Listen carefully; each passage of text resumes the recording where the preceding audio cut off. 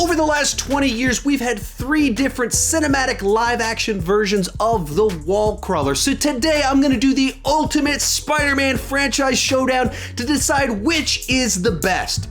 So let's talk about it. Hi, my name is Sean, and I love to talk about movies way too much. With that in mind, go ahead and join me down below in the comment section. I got 2 questions for you. First one on here, how do you rank the Spider-Man live-action movie franchises? Second one, what other movie franchises would you like me to do this showdown style ranking with? I would love to have your feedback down below in the comment section. Here's how this is going to work. There's going to be 9 rounds. We're going to have 9 different subjects where we compare the 3 different franchises, and I'm going to rank them inside of that subject. Whichever one comes in last place gets 3 points. Whoever's ever in second place gets 2 points, and whoever's in first place gets 1 point. The franchise with the fewest points at the end is victorious. With that said, let's get started. Round number 1, the movie critics. We're going to start things off looking at the general aggregated consensus of movie critics using Rotten Tomatoes. In third place is the Amazing Spider-Man films with a 62%. That means they're getting 3 points. In second place is the Sam Raimi trilogy with an 82%. They're getting 2 points. And in first place is the MCU Spider-Man Homecoming set of films with a 91% on Rotten Tomatoes for only 1 point. Round number 2, the music. Now this was tough because they have had some phenomenal top tier composers work on the Spider-Man films and created some iconic scores. So as we go into this, man, I really had to go back and forth, re-listen to some of the music to decide where I was going to go. I actually went for a tie for number 2 and 3 on this one, so they'll both get 2 points, with both the Amazing Spider-Man and Spider-Man MCU getting second place on this one. See, my take on this one is the Amazing Spider-Man, the first film with James Horner's score, fantastic music that's even better than the Spider-Man MCU score from Michael Giacchino, who also did great music. But Amazing Spider-Man 2, they'd made some weird choices. Hans Zimmer worked with the Magnificent Six, and they had this whole idea about what if you kind of had these thoughts inside of Electro's heads that it incorporated into the score, and there was words in it and spoken word pieces. That didn't really work for me. But the first Amazing Spider-Man, I really dug the music they came up with because there's both a great heroic theme inside of it, but then the sad character moment stuff, really, really powerful. But Michael Giacchino's stuff for Spider-Man Homecoming and Far From Home, very solid stuff, fits well in the MCU, just not quite as memorable for me. But coming in first place will be Danny Elfman's score for the Sam Raimi trilogy. This is one of the great comic book movie film scores of all time. It perfectly captures the character. It's distinct. It's interesting. Doesn't feel like Danny Elfman is just ripping off his Batman score or anything like that. It's true to Spider-Man, and it's just one of the great comic book movie themes of all time. Round number 3, the lead or their actor playing Spider-Man. In last place is Andrew Garfield. This one's a frustrating last place because I think of these 3 actors, I think Andrew Garfield is by far the best of the thespians here, but the actual way the character was written, they didn't give him enough great Spider-Man moments. And so when he's playing these character moments, he's doing a great job of acting, but he's not, I don't know, it's not an iconic Spider-Man performance in a lot of other ways in what they did with him, and he's very moping and brooding in parts that feels just kind of out of character. Second place here is going to be Tobey Maguire from the Raimi trilogy. This was a tough one for me because there's so many classic, iconic moments. He's doing this more traditional version of the character in both kind of how nerdy he is. He's the photographer, and so it has all the classic Spider-Man beats. He's got some of the one-liners. I just think in some of the performance, few too many awkward crying scenes with him, a little bit too much of Raimi's personality in the way certain things are portrayed, and then even just the simple fact that he felt like a 26-year-old playing a high schooler at the beginning of it. You didn't fully buy into him. So in first place, I'm going to give it to Tom Holland's MCU Spider-Man. I think he feels like a high schooler. He has that naivety, that youthful energy to him. He is kind of the wisecracker. So for all those reasons, he finds that distinctiveness of Spider-Man, of being a young superhero in a world of supervillains. After 3 rounds, The Amazing Spider-Man is in last place with 8 points. Raimi Trilogy is in second place with 5 points. And in first place is MCU Spider-Man with only 4 points. Round number 4, the action. And when I say the action, I'm both looking for very cool action sequences as well as kind of iconic, classic Spider-Man type stuff happening in these. On this one, I once again did a tie for my bottom 2. They're both going to get 2 points here. And once again, it is The Amazing Spider-Man and MCU Spider-Man. On The Amazing Spider-Man side of things, what I love in here is you do get a lot of him swinging around New York City. You get him arresting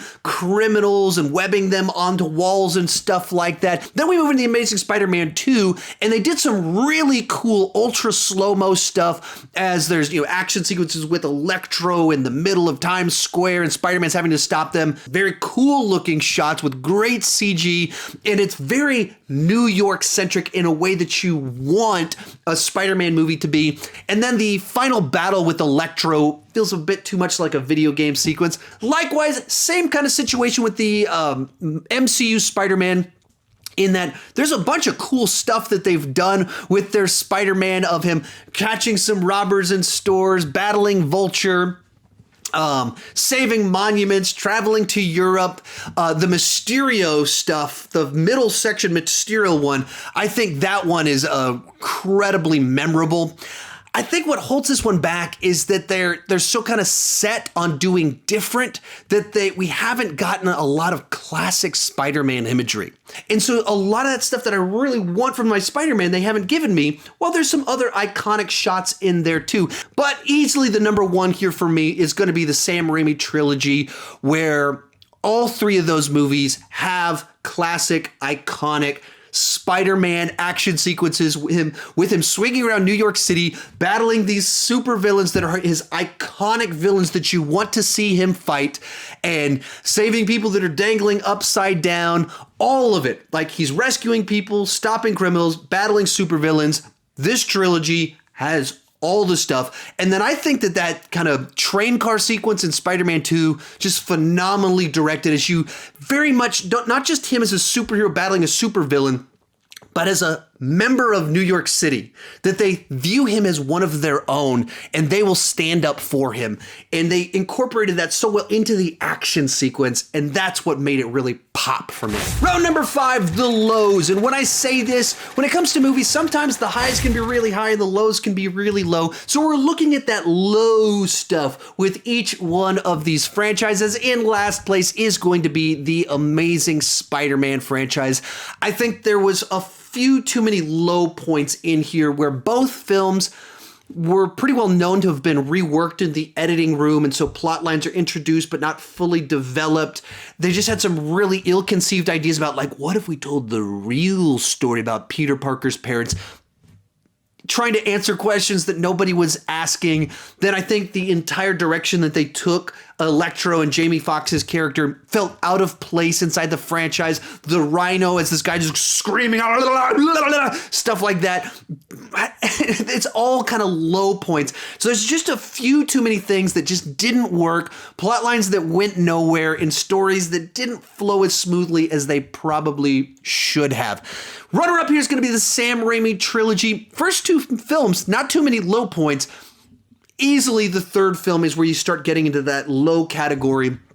And all the stuff they did with Venom just doesn't really work. It's well documented. Sam Raimi didn't want to do the Venom story. He was forced by the studio to do it, and his passion just wasn't there. It wasn't very imaginative. So then you suddenly have Tobey Maguire dancing down the street in really awkward, cringeworthy sorts of ways. When Venom does show up, they keep taking the mask off, so it just looks like Topher Grace's head on the CGI body, and just stuff like that just pulls you out of the movie. And just in general, there were some misdirections in that third film, or poor directions that didn't pay off properly. And easily in first place here is MCU Spider-Man. While I have some criticisms here and there, there's not a lot of just outright bad moments in these movies that just pull you out of, like, maybe a scene won't work, but the films overall have a flow into the story, to the character arcs that work. So easily when it comes to the lows, the low point in the MCU Spider-Man is the highest, however you would say that. So it's number 1 in this category.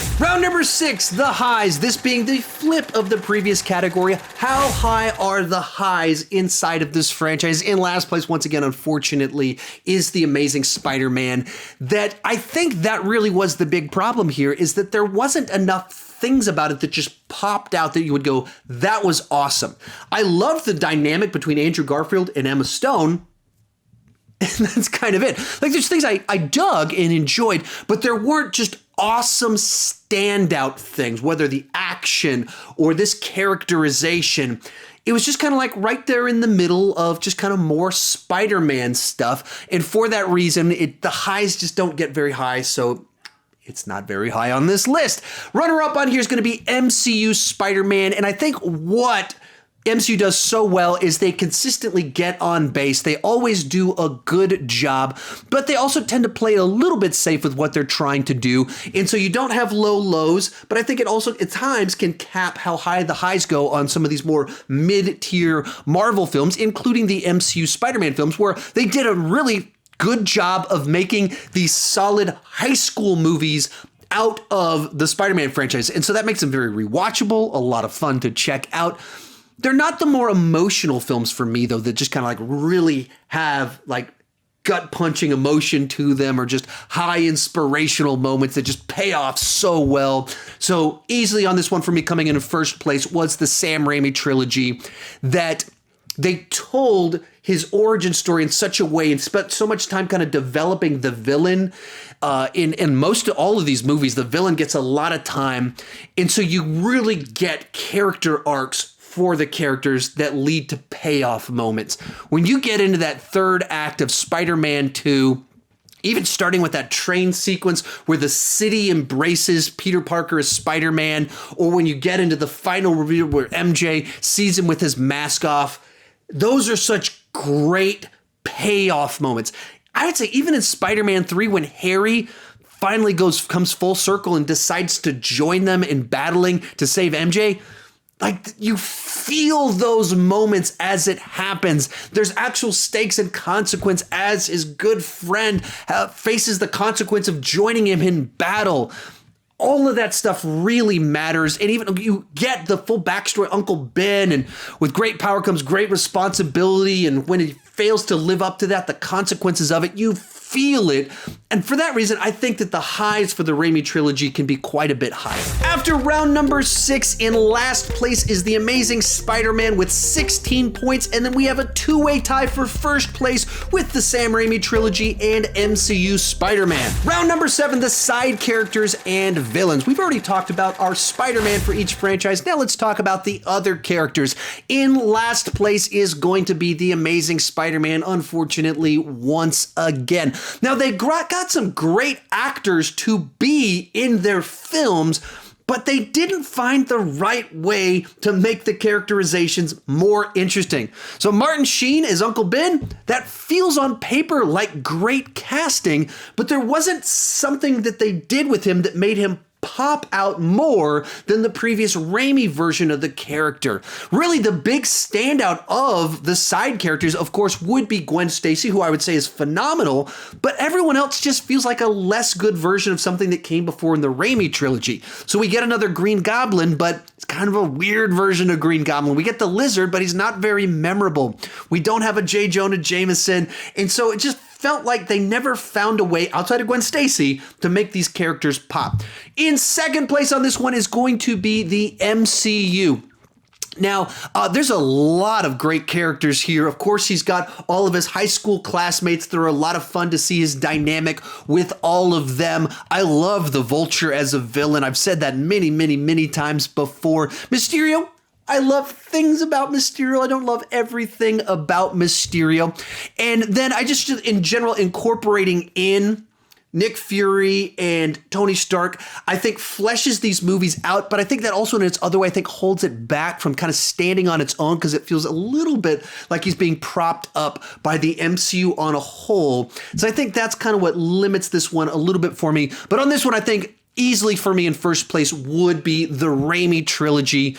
I think it gives full arcs to a bunch of characters throughout the films. You, of course, have his relationship with MJ going from someone that kind of knows him a little bit from school to full-blown love interest by the end of the third film. You have this very long, deep relationship with Harry that goes from friends to enemies to hero buddies. You, of course, have Norman Osborn as the scientist that goes mad, that respects Peter Parker, but is still battling him. Dr. Octopus, of course, a great villain. Some struggles with the villains in the third film. But of course, one of the standouts here would be J.K. Simmons as J. Jonah Jameson. He was so good at this that they had to borrow him and put him in MCU. So I think if you look at all the characters overall, that Raimi trilogy just has a stronger set with bigger stories that are fleshed out a little bit more. Round number 8, the user poll. So I always love to get your input on these showdowns. So over on my community tab, I posted a poll asking you to pick the best of the Spider-Man live action movie franchises. Unfortunately, in last place was the Amazing Spider-Man films with only 4%. In second place with the Sam Raimi trilogy with 43%. That's a strong showing, but easily taking the win here was MCU Spider-Man with 54% of the vote. So we have a tie as we head into the final round. In last place is The Amazing Spider-Man with 22 points. And then we have a two-way tie for first with the Raimi trilogy with 12 points, as well as the MCU Spider-Man with 12 points. So who is going to take the lead on this one? Who will win? And for our final round, we're looking at how full of a Spider-Man story is it and how classic of a take. How much does it lean into what we love about the character of Spider-Man? And in last place, unfortunately, is going to be MCU Spider-Man. MCU Spider-Man has done a lot of fantastic things with the character. There's a bunch of things I really like, but they also have pretty well intentionally tried to avoid being too much like the previous Spider-Man movies, and in doing so, have distanced themselves from a bunch of classic, iconic Spider-Man elements and storylines. Right off the bat, we don't have an origin story. We don't have any Uncle Ben. That's pretty important to the character of Spider-Man, and kind of that mentor character in his life has been replaced by Tony Stark, which leads us to the third problem here, is that our Spider-Man is very Tony Stark centric. And then just even adding to that, they're avoiding classic iconic Spider-Man imagery by sending him to the Washington Monument, sending him to Europe, we're sending him to outer space. Like all these people that are key elements to Spider-Man and Peter Parker's story, totally not there, so we can do something different. Our runner-up is going to be The Amazing Spider-Man. Now, one of the big criticisms that you could give this set of films is that maybe they're a little bit too similar to the Raimi films in that they're retreading the origin story, that we're seeing him deal with a well-intentioned scientist that experiments on himself and turns himself evil.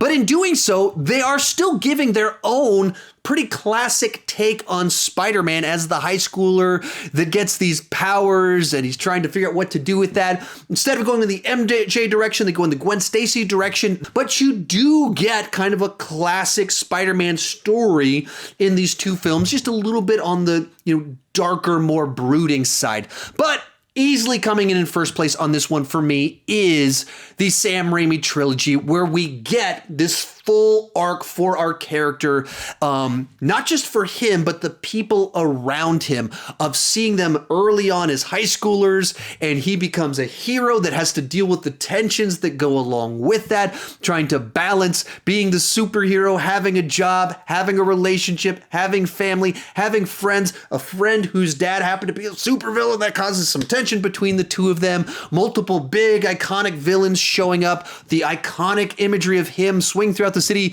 him being a photographer and that relationship with the news, specifically J. Jonah Jameson.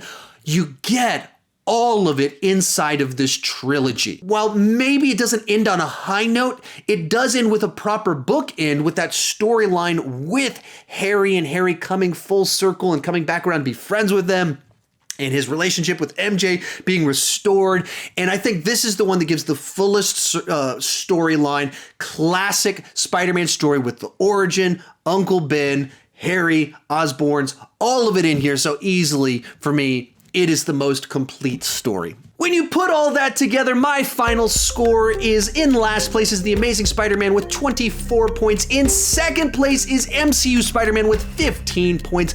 But in first place is the Raimi trilogy with 13 points. That's just my take on the franchise. Let me know yours down below in the comment section. How crazy am I that I put Raimi in first place, or how much do you agree with me? I'd love to hear your take on it. Let me know what other franchises you want to do with these. You want me to do these showdowns with. I've done a few of them before. You can check that out right over there. Thank you so much for watching, and keep talking movies too much.